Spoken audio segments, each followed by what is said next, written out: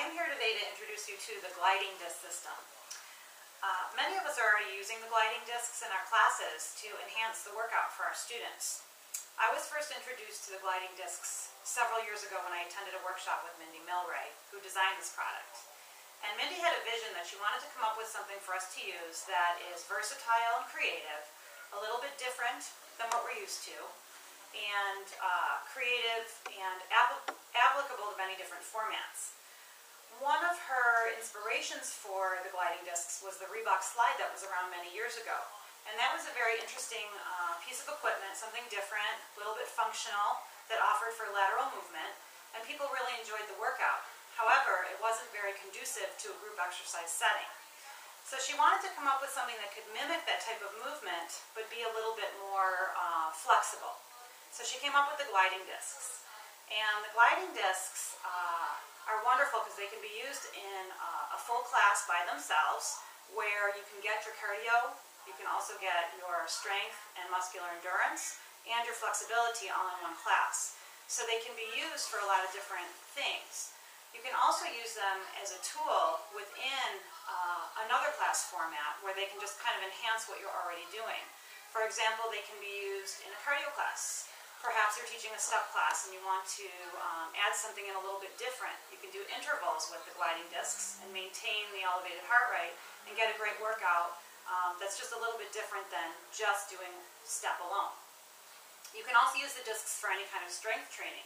The discs are conducive to all the standing exercises that we do, but they can also be done or used in a prone position or a supine position or a sideline position. So there's lots of applications that we will be reviewing today. The discs are great if you teach a boot camp class because they, generally speaking, make exercises harder. So if you want your students to get more for their money, the gliding disc can help you do that. And finally, they're great if you have mind-body programming in your facility because they allow for more flowing or fluid movements, so they can really enhance if you're teaching, for example, a yoga class or a sculpting class that's yoga-inspired. They can really enhance the experience for your students in that way as well. So the gliding discs are something that's a little bit different. There's a lot of benefits to them.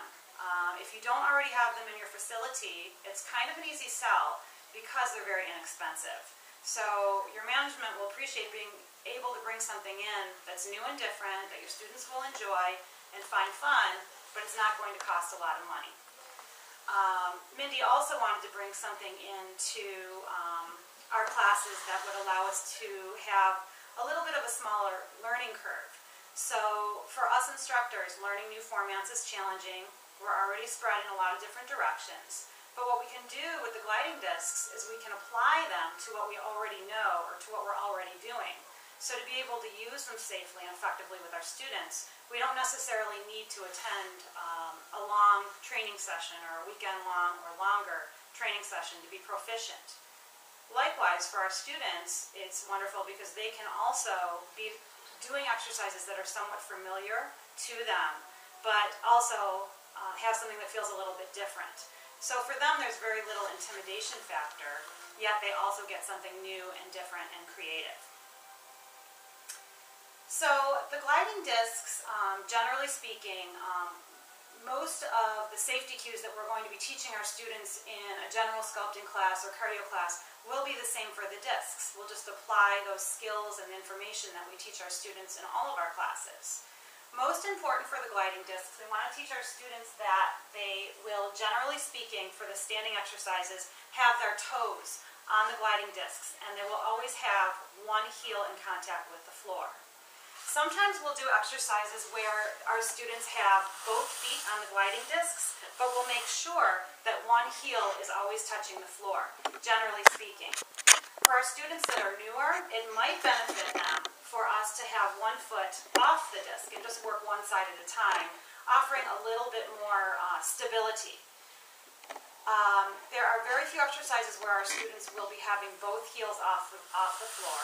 If you choose to do an exercise where the both heels are up, you want to make sure that your weight is centered, right? For example, in a plie squat, we might, for example, have our students lift up their heels, but our weight is centered, so we would still be safe.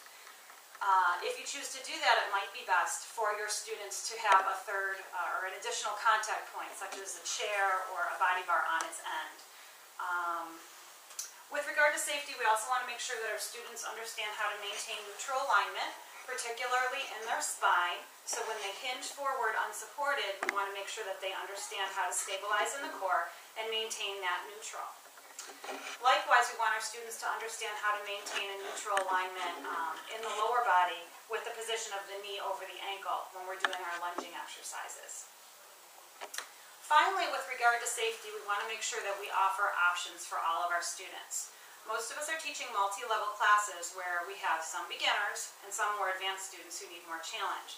So we want to make sure that everybody has the opportunity to get what they need and also feel successful.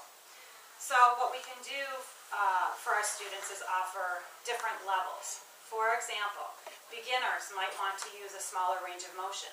With a lunge, for example, we're getting into a larger range of motion to make our exercises more challenging when we add the gliding disc. We get resistance through the entire range of motion, so when we're going down during the deceleration, we can stretch back much further than we would without the disc, right? So for our advanced students, they can benefit from that. Our beginners, we might want to allow them or suggest to them that they use a smaller range of motion, still getting a great workout, still safe, but just a little bit less intensive. In addition, our beginners might also want to use a third contact point, such as a chair or a body bar, to just help them stabilize a little bit. So as we go throughout our workout today, we'll be reviewing some more suggestions for modifications in safety and alignment for our students.